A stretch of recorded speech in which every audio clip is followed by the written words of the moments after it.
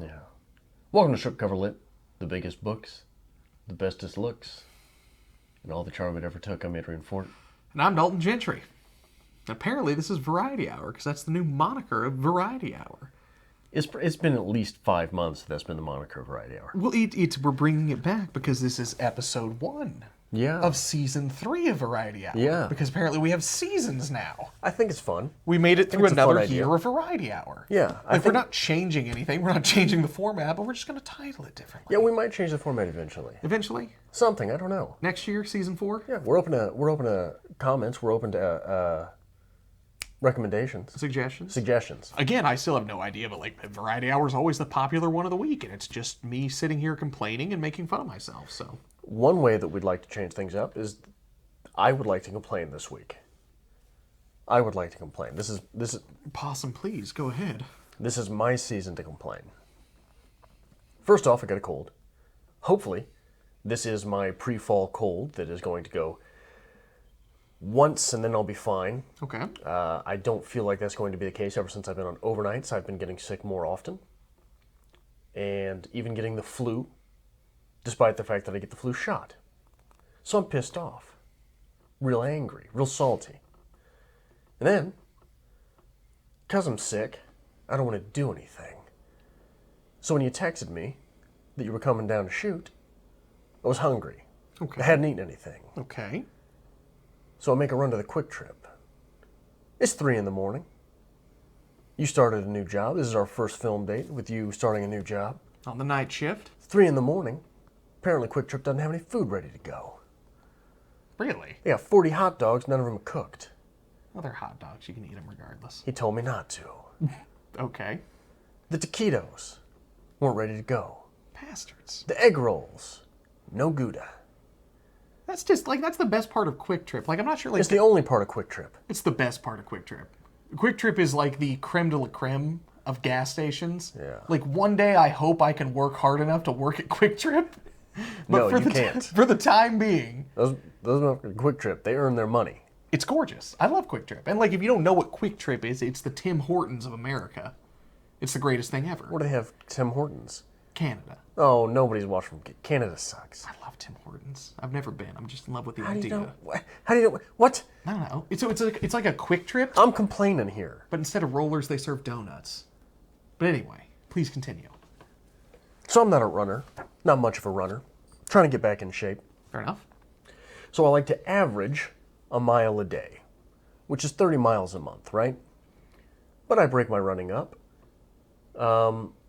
And what I do is I go to the gym 3 times a week. I have this little circuit where I run 0.8 miles, do 25 push-ups, 20 curls, 20 shrugs, 15 standing shoulder press, and 10 squats with the dumbbells. Got to the gym. I'm sick. Couldn't do it. This close to hitting 40 this month, which is averaging over a mile a day. Sucks. To top it off, we're reading Stephen King. When I read Stephen King, I like to have a little bit of beer. Okay. Channeling the artist himself. We need a little bit of blow. And saying, is it beer, really? Yeah, well, he used to go through, read on writing. Yeah. And he talks about, he used to go through 24 packs, which I guess is how you end up writing 3,000-page books. Like a 24-pack in a day? Yeah. Okay, that's nothing.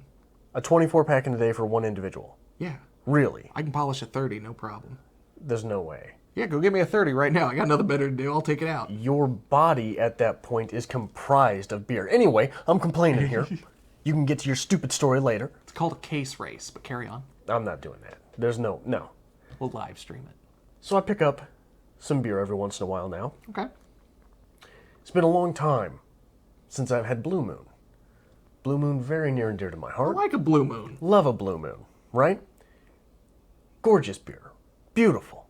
Delicious. No Blue Moon? I got the Blue Moon. Oh. I got it home. Pop that son of a bitch open. Swirl it around a little bit, Knock it back. Can't stand the taste of it. Really? It's awful. What? I drank 7, but it's not good. I like a Blue I Moon. no longer like the taste of Blue Moon. I had the same problem, but like opposite with Corona. I hated Corona for the longest time, and one day I woke up like, that sounds delicious. And it has been. Yeah. I think that Italian and Mexican beers are beers that you just sort of decide you're ready for one day, and then you can drink them. You're adult enough that you can have this now. You're like, you know what? I'm ready for something that tastes like absolute piss water. Fair. Very fair. But I'm sad you don't like Blue Moon. That was my... Me too. So Blue Moon... You done complaining? Yeah. Okay. So when I first started drinking, as a very young man, I hated beer. Everybody hates beer when they first start drinking. I drank cocktails. I've never told you my first beer story? No. Okay, I'll tell you. You're going to. So I drank gin and tonics. That was always my go-to. Drank cocktails. And finally, like it took forever, but I developed a taste for Blue Moon. So I drank exclusively Blue Moon forever. Until I'm just like, beer's beer. And then I'll drink anything. But anyway, your first beer. My first beer. Okay. So I didn't drink until I was 23. Okay, that's weird to me.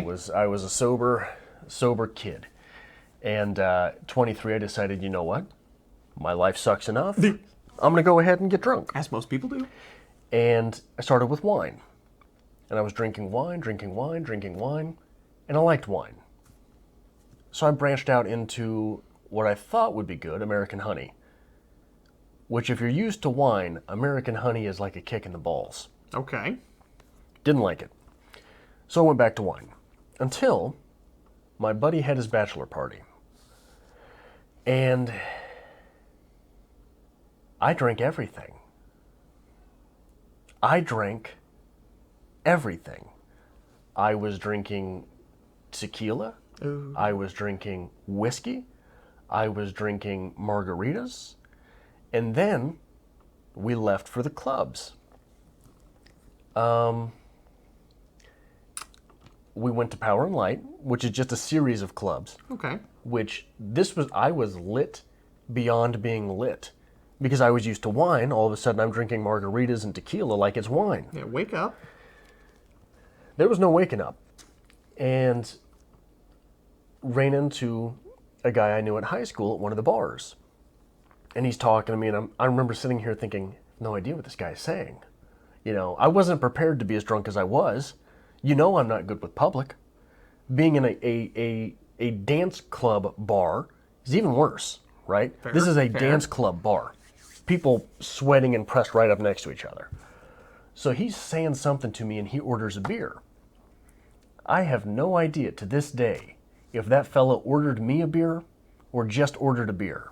Because I grabbed that son of a bitch and I pounded it and I left. I just walked away from him. I drank his beer and I left. So you're that guy. That's why we don't go out. That's fine. I drank his beer and walked off. Okay. It was delicious. And that was your first beer? That was my first beer. Do you know what it was? I believe it was Bud Light. It tasted just like water. Oh, it's Bud Light then. I'm so proud of you. I'm so proud of you. The first, drinking experience I ever had, I was 16, and we had a 30-pack of Smirnoff Ice and a bottle of Jim Beam. What? Yeah.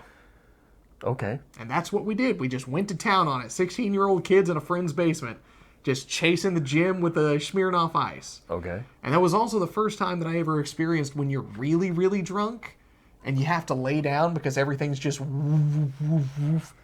Great night. Don't drink Smirnoff Ice anymore, though. That's for sure. Yeah. What liquors have you ruined for yourself that way? I have ruined Captain Morgan. I drank Captain Morgan a long time, just almost exclusively, because I always had it with me. And then somebody got sassy one night. I always had it with me? Yeah. What do you mean you always had it with If I'm going to a party, I'm going to have Captain. Oh, okay. No, I just didn't carry a small You had flask flask on me. That took a couple of years to develop. It's fine.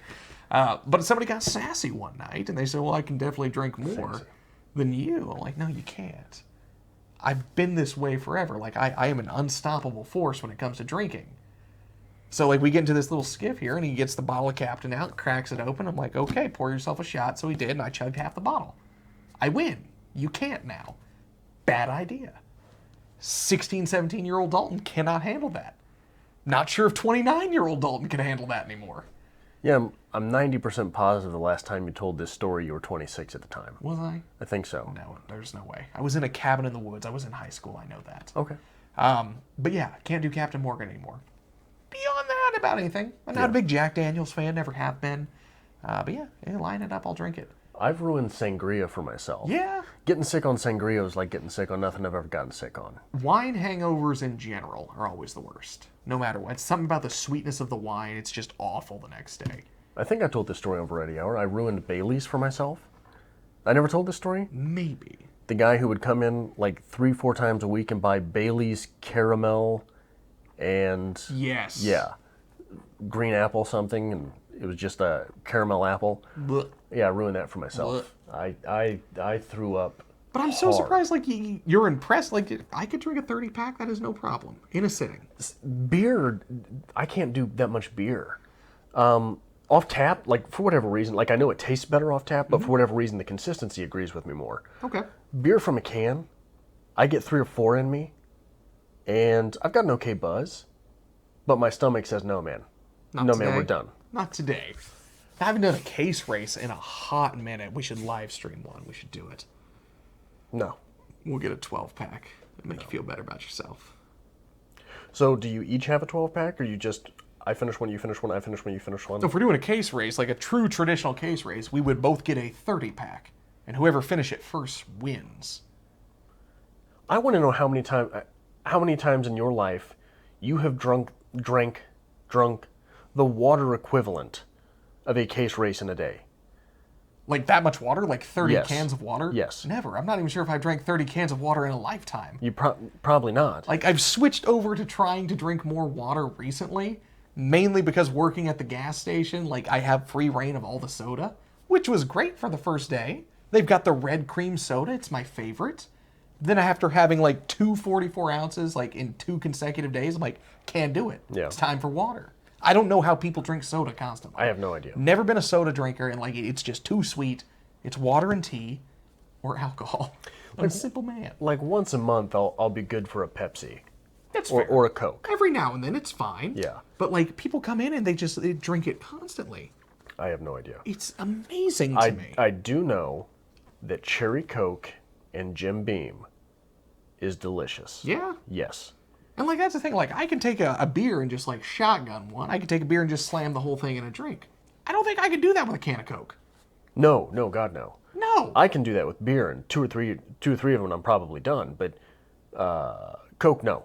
I'm telling you, we should really just sit down and live stream one day. We'll put little strip cover lit labels on all the cans so it's legitimate. Nobody knows what it is. It's just beer. And we just go. Why? We'll just stack them up, and we will just have Adrian We and basically Dalton. did that with our 2-hour variety hour. And it was a smash. It was fun. We should live stream it. I'll drink a 30-pack for you. You can drink a 30-pack and drive home. No, you're not driving home. Yeah, Drinking there a you 30 go. pack. No. There you go. No, you're coming to St. Joe for that one. It's Okay. live stream. You gotta have internet for it. Oh, yeah. So, I've started playing Dungeons and Dragons again. Yeah? I have. Okay. I haven't played since I was a young man, like the beginning of my undergrad.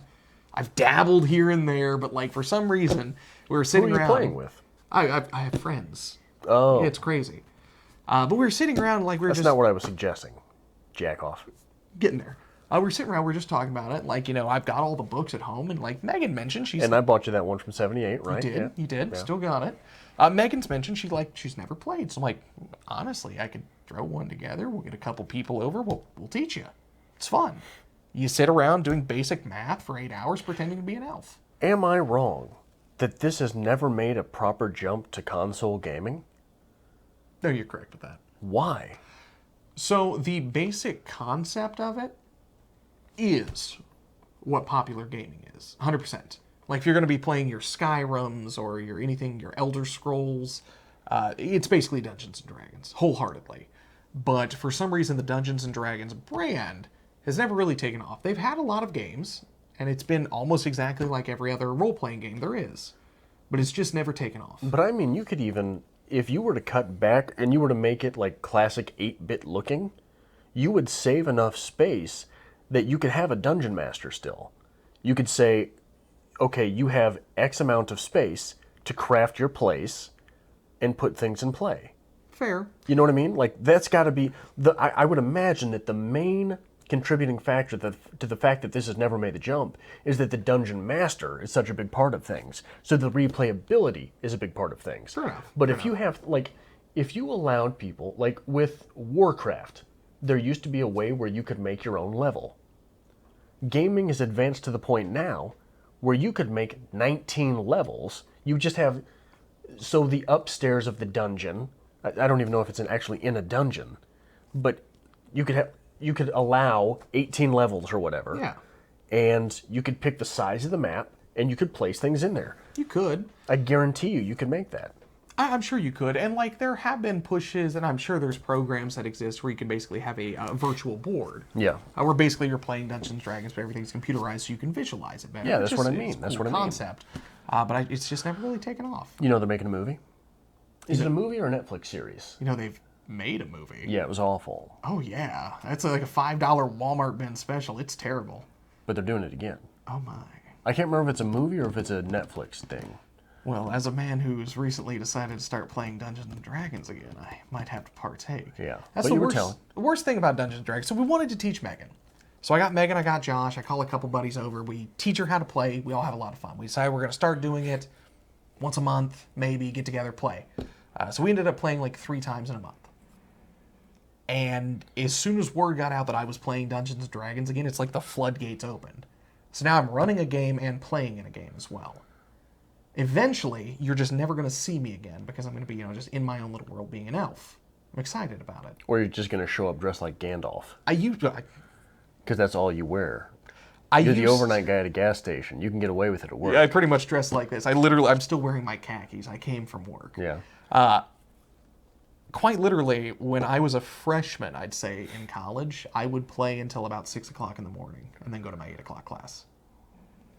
Every Monday night, I think it was. Yeah. Yeah. I think you should come play one time. I don't think that's going to happen. I think you should. I don't think that's going to happen. You sure? Yes. It's everything that you like. It's storytelling. It's free reign. Math. Who said I like math? You love numbers. I love numbers. I don't think that's math. It's math. It's all the same. I love examining numbers. I'm the kind of guy where they're like, oh, you like books? Let me go buy you some. It's math. It's numbers. It's all the same. Being the book guy, how many times have you gotten Edgar Allan Poe for a holiday? Every year. Every year, someone for Every some single holiday. year. And it's always like the nice, Borders. Borders doesn't even exist anymore. I'm old. But it's the nice one. It's a nice gesture. They're like, oh, I have 6. Thank you. So happy. Hey, it's what you got to do. And that's the hard thing, buying gifts for someone who has, a hobby, even if you want to call, just reading a hobby. It's a hard thing. It's you don't know what to get them. But Yeah, no one ever knows what to get me because not only do I read and no one else does, I don't want, people don't see me using a Dalton word, partaking in things, because I don't. fair enough. So my family does a Christmas exchange, talking about gifts. Yeah, Do it you're every a pink year. elephant? Kind of like a white elephant. White elephant. Not really a gift exchange, but basically you draw somebody's name, that's who you got for Christmas. I think that's a Cherry Poppin' Daddy's song, Pink Elephant. Yeah? Yeah. I haven't heard the Cherry Poppin' Daddies in a hot minute. Oh, man. In a coon's age. I have to look up, I go on a YouTube binge of Cherry Poppin' Daddies once every 4 to 6 months. Yeah? Yeah. Uh, Their punk stuff, their swing stuff, all of it. we should talk about music because, again, we film these usually on Fridays. Tool just dropped their new album. Yeah. Have you heard any of it? I haven't heard any of it. I heard. bad. I think I heard. It was 30 seconds of a loop of 30 seconds looped of one of their tracks looped into 30 minutes. Yeah? Which is what you can do with basically any Tool song. It's fair. It's very fair. It's great background music, though. It really is. But no, it came out today, so I woke up and I was listening to a couple albums. I painted my nails black again just to see if it worked. I missed it so much. But no, it's not bad. You should check it out. But anyway, my family does this gift exchange every year. On 4th of July, you draw a name. On Christmas, that's who you get a gift for. Usually, our holidays, there's about 75 to 100 people, family-wise, who show up. So that's how we do it. That's how we do Christmas. For the last 5 or 6 years, I've gotten some type of alcohol as my gift and a Barnes & Noble gift card, which is great. Last year, I got a bottle of homemade absinthe. I should bring it to you sometime. Last year, I got a bottle of homemade absinthe. I haven't remembered a single thing since. No, one of my, he's a good man. He's the one who burns down his houses all the time. Every 7 years? That cousin, no, it was every year. Every year. That cousin, he texts me, he's like, so, got your name for Christmas, don't know what to get you. I'm making absinthe. Do you want half? I'm like, well, yes, I do, young man. It's delicious, man. It tastes like black licorice. Do you like black licorice? Yeah. It tastes just like black licorice.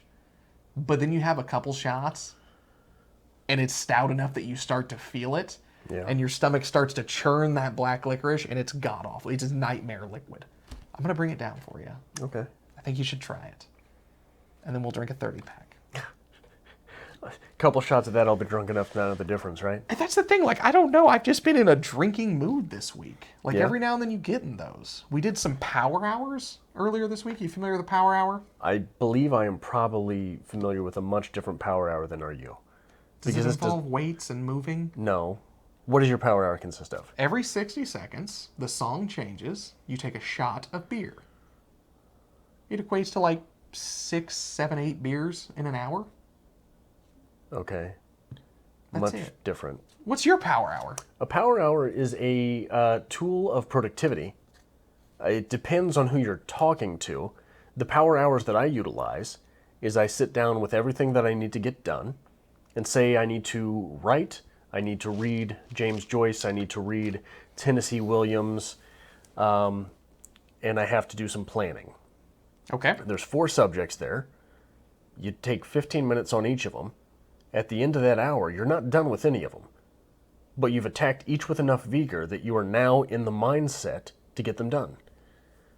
There are other times where you break it down further. It just depends on what you're doing. I'll do 5 minutes on a short story, 5 minutes on a novel, 5 minutes on a poem, and then you break up the hour in that way. No, you have to rename that. No, that's a power hour. No, that is not a power hour. That is a power hour. A power hour is 1 hour of drinking while listening to music. It's an hour to power up.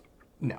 It is not an hour of, It's an hour to power down, let me tell you. Let me put some beer in my system. Yeah, let's put some beer in my system. So, I have a favorite. It's a 90s power hour. It's all 90s alternative. It's right up your alley. What the hell? Yeah.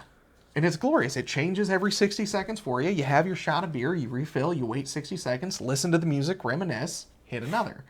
So normally, one's good. Most people, 1 is enough. Some reason drinking beer constantly in shot form just kind of messes with your system. So I did 3 consecutively this week and promptly passed the hell out. Yeah. It's been a great week. I'm back on the wagon. Yeah, on the so it was the night before I got my cold that I did my drinking. Yeah. And the reason I got my cold, I think, I work in a pharmacy, so everybody's coming in this time of the year. Oh, I need this, I need that, and they want to breathe all over you. Allergies the entire are time terrible. you're helping them. It's not allergies.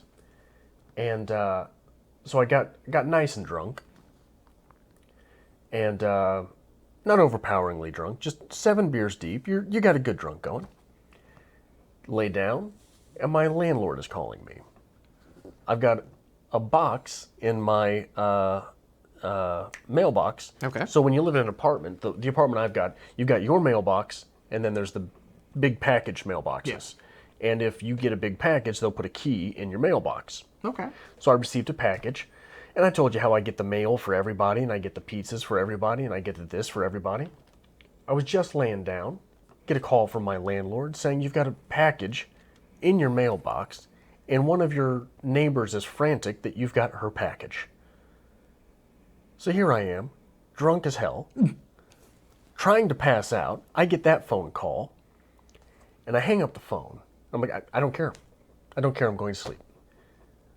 Got myself so angry that I couldn't pass out, so I get up and I go, and his package is for me. So I run them to the office. No, these are mine. Don't call me again. And then I got worried that I'm going to get kicked out. You know? First off, I wasn't dressed particularly well to be in public, but I was drunk and supposed to be asleep, so I didn't care. Fair enough. You know? So then I couldn't sleep. I ended up getting like an hour of sleep that night. And working overnights, once you wake up, you're up. Oh, yeah. So I had downed my system of a down with beer, and then didn't sleep afterwards. Fair enough. I don't know. I'm still not used to the overnights. Like, I'm exhausted right now. Yeah. Like, it's the second night that I'm basically just staying up all night. Like, don't get me wrong. I love it. I can go to the store, not deal with people. I can sit down and read. No one is going to interrupt me. It'll be quiet. Overnights are the best. Yeah. 100%. But it takes a little bit of time to get used to this again. It does. It's going to kick my ass for a bit. Yeah. But I am again excited to bring everything full circle for day drinking. I don't like to drink during the day when I'm on a normal sleep schedule. I don't either. Not my thing. Honestly, I very rarely drink. It's like once a month, I'm like, time to hit hard, let's have fun. But there's something just wonderful after working all night, getting off work, having a beer as the sun comes up. It's great. That is what I miss. That is what I will have. Yeah. Probably going to have a 30-pack after we film today. No, you're not. Just going to go home, wait for the liquor store to open. I'll wait for the gas station to open up and just waltz in and be like, hey, it's me. Need my 30-pack. I got to work later. It is weird working overnights and buying beer where you work, Yeah? because people never do the math that you're going to bed. So people think because they woke up at 8, you woke up at 8, Yeah. and now you're in to drink, and you're going to have to be back at 9 p.m. Yeah, fair You know what I mean? Fair enough. So people never do that math. That's the thing that drives me nuts is like people don't seem to understand when you're working overnights, no matter how many times you tell them. And like I've even broken it down. My sister's notorious for this. I'm like, listen. Look at your watch. Say 5 p.m. That's 5 a.m. Do not bother me. Yeah. Shut up. Wait until late at night when you think it's wrong to get a hold of me. I'll be awake. But like you cannot get that through to people, and like constantly people will text me or call me or just show up at my house at like 10 o'clock in the morning. Like, what are you doing? That's someone get punched in the face. I'm not punching my father in the face. He'll kill me. He's a big man. You ought to do it. No. You ought to do it. No, I've said Just for once. years, like, it's fine. I could punch him once and probably get away. The knees aren't what they used to be. Yeah. But if he gets a hold of me, like he's like all collegiate, all state wrestling, he'll kill me. Yeah. But you just got to get the knees. Did you ever get in a fight with your dad? No. No? No. Never. No, You ever God, get in a no. fight with any of your family members? No. My father is 6'6" and 300 pounds. Like the all-star athlete if there ever was one. I have at least enough common sense to know that's not going to work for me. Yeah. Even in rebellious hormonal teenage years, I'm like, no, I ain't gonna mess with Jim. But anyway, Okay. if you like this kind of thing, make sure you hit the subscribe button down below. We do Variety Hour every single week here on Strip Cover Lit, starting with episode 1 of this newest season. And if you'd like to help us create more great content like this here on Strip Cover Lit and have the opportunity to read original works by both myself and Adrian, there's a link as always to our Patreon to be found in the description below.